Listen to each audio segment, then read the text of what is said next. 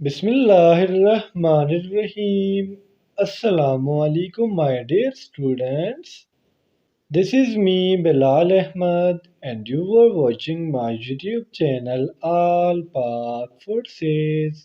Students, آج کی video میں انشاءاللہ ہم پاکستان اسٹڈیز MCQs کے پارٹ نمبر 18 کو ڈسکس کریں گے. تو آپ لوگوں نے ویڈیو کے ساتھ اینڈ تک جڑے رہنا ہے اور ویڈیو کو کہیں سے بھی اسکپ نہیں کرنا. So without wasting any time, let's start the video. ہمارا فرسٹ MCQ ہے which is the highest peak of Sindh؟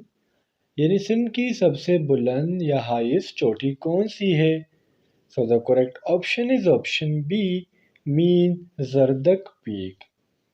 اب فرینڈس ہم زردک پیک پر تھوڑی سی بات کرتے ہیں کہ اس کی ہائٹ کتنی ہے اور ساتھ ساتھ یہ ماؤنٹینز کی کون سے رینج میں آتی ہے. فرینڈس اگر ہم زردک پیک کی بات کریں تو یہ ہمارے پاس کرتر ماؤنٹینز کا ایک حصہ ہے جو بلوچستان کو سندھ سے سپریٹ کرتا ہے. یعنی بلوچستان اور سندھ کے درمیان جو بارڈر ہے وہ بیکاز آف دی کرتر ماؤنٹینز، اور زردک جو پیک ہے یہ کرتر ماؤنٹینز کا ایک حصہ ہے.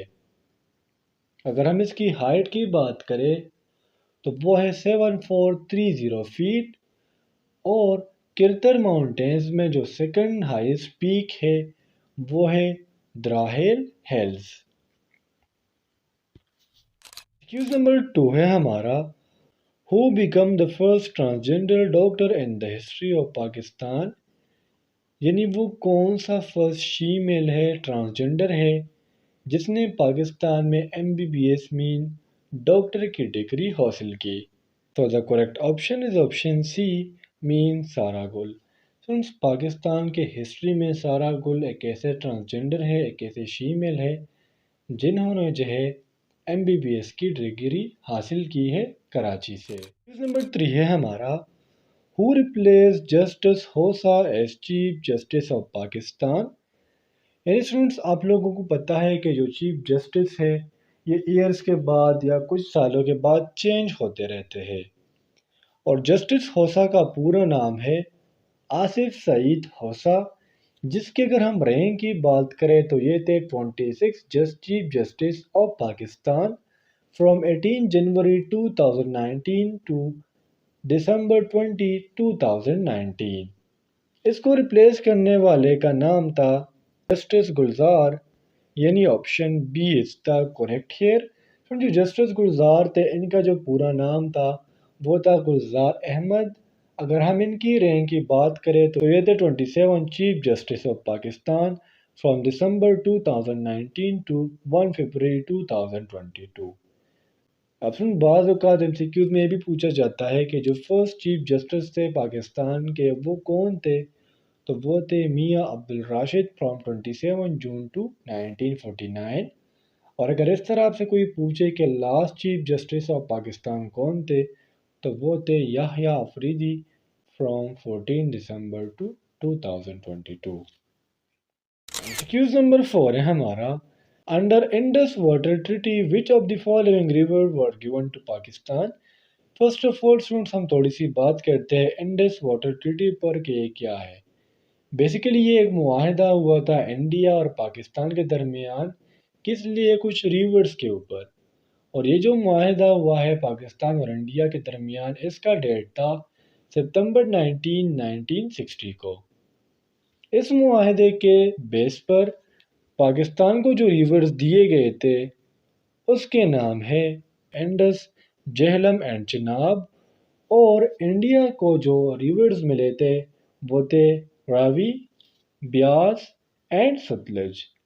اب یہ بات آ جاتی ہے بعض اوقات کہ جو معاہدہ یہ جو ٹریٹی تھا اس کو سائن کرنے والا کون تھا، تو وہ تھے field marshal M Ayub Khan, جنہوں نے یہ جو معاہدہ تھا اس کو سائن کیا تھا.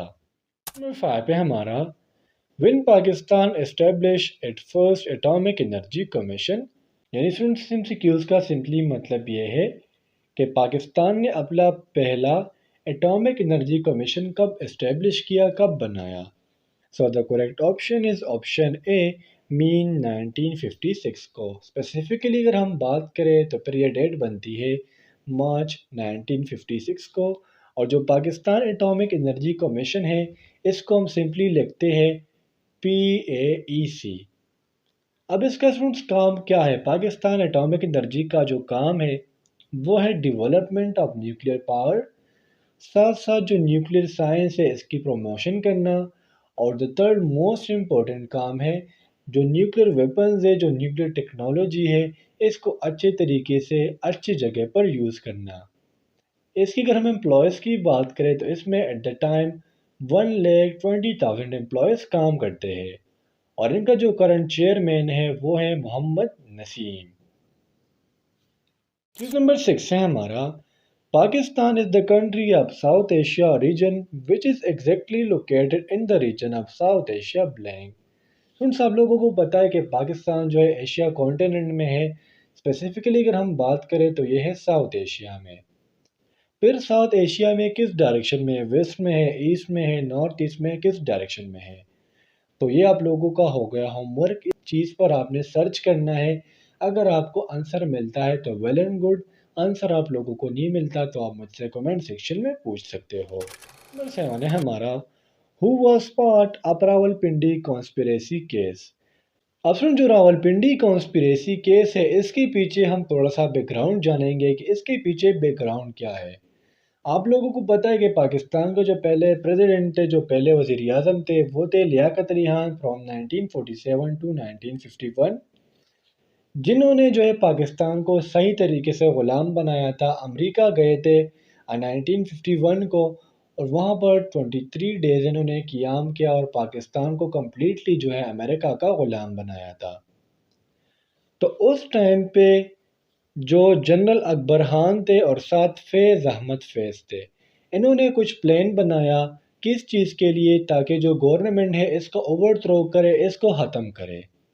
یہ پلان بنانے میں 15 پیپلز شامل تھے، جس میں 11 ملٹری آفیسرز تھے، میجر، جنرلز، کالونل، ڈفرینٹ رینک کے لوگ تھے، اور 4 اس میں سیویلینز تھے۔ لیکن اس میں جو مین رول تھا وہ تھا فیض احمد فیض اور میجر جنرل اکبر خان کا۔ تو ہم کہہ سکتے ہیں کہ جو بوتھ ہے یہ ہمارے پاس کریکٹ ہے۔ کیوں کریکٹ ہے؟ کیونکہ ان دونوں کا یہ جو راولپنڈی کانسپریسی کیس ہے اس میں ان کا کمپلیٹلی ہاتھ تھا۔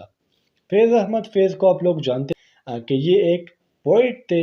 اب بعض اوقات یہ MCQs پوچھا جاتا ہے کہ جو راولپنڈی کانسپریسی کیس تھا یہ کب سٹارٹ کیا گیا تھا؟ تو اگر آپ اس کے اینڈ کو جان لو، اس کے اختتام کو جان لو، تو 9 مارچ 1951 کو یہ ختم ہوا ہے۔ تو ہم کہہ سکتے ہیں کہ جنوری کے سٹارٹ میں جو کانسپریسی کیس تھا یہ سٹارٹ ہوا تھا، اور اس کے ذمہ دار بوتھ اے اینڈ بی ہے، Faiz Ahmed Faiz and major general Akbar Khan. Excuse number 8 ہے ہمارا، one unit was abolished on. One unit جو ہے کب ختم کیا گیا؟ First of all one unit کیا ہے؟ 22 نومبر 1954 کو محمد علی بوگرا نے ایک تحریک چلائی۔ ہم کہہ سکتے ہیں کہ ملک میں وہ جو ہے ایک نیو نظام قائم کرنا چاہتا تھا، وہ تھا one unit. One unit basically یہ تھا کہ اسٹوڈنٹس، ویسٹ اور ایسٹ پاکستان کے درمیانے جو فاصلے تھے یہ 1000 مائلز کے تھے، اور ان کا جو مقصد تھا وہ یہ تھا کہ پاکستان کے جو 4 پروونس ہے ان کو ایک یونٹ بنائے، تاکہ جو ویسٹ اور ایسٹ پاکستان ہے ان کے درمیان جو کچھ ایڈمنسٹریشن پرابلمز ہے ان کو ختم کرے۔ تو بیسیکلی یہ تھا one unit issue in Pakistan, اور سمجھے ختم کیا گیا تھا 1 جولائی 1970 کو، یعنی option C is the correct here. Excuse number 9 ہے ہمارا، in March 2023 which country formally launched Tech House SPTH in Pakistan with the aim of creating more than 1000 jobs؟